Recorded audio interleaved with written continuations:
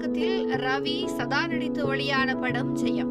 முதல் படமே வெற்றி படமாக அமைய தனது பெயரை ஜெயம் ரவி என மாற்றிக்கொண்டார் ரவி. அதன் பிறகு தமிழ் சினிமாவில் தவிர்க்க முடியாத கதாநாயகனாக வலம் வந்தவர் ஜெயம் ரவி.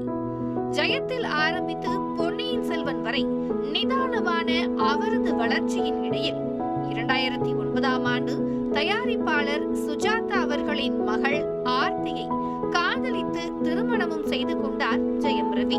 ஆதர்ச தம்பதிகளாக கடந்த 15 ஆண்டுகளாக வலம் வரும் ஆர்த்தி ஜெயம் ரவி இடையே சமீபத்தில் சிறிய விரிசல் ஏற்பட்டுள்ளதாக தெரிகிறது.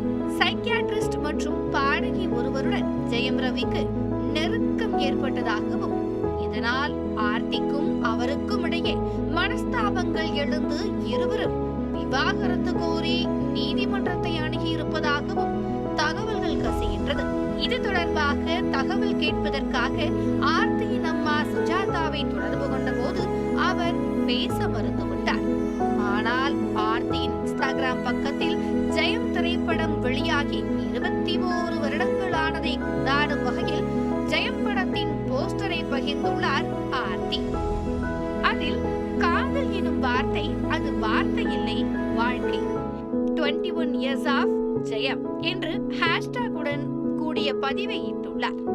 இதன் மூலம் தனது விவாகரத்து குறித்து கிளம்பிய வதந்திகளுக்கு முற்றுப்புள்ளி வைக்கும் விதமாக பதிலளித்திருப்பதாக பலரும் பேசிக் கொண்டிருக்க, விரைவிலேயே பிரபல இசையமைப்பாளர் ஜிவி பிரகாஷ் சைந்தவி தரப்பில் இருந்து எப்படி விவாகரத்து குறித்த அறிக்கை வெளிவந்ததோ அதே போல ஜெயம் ரவி ஆர்த்தி தம்பதியிடமிருந்து அதற்கான அறிவிப்பு வெளிவர வாய்ப்புகள் இருப்பதாக நம்பத்தகுந்த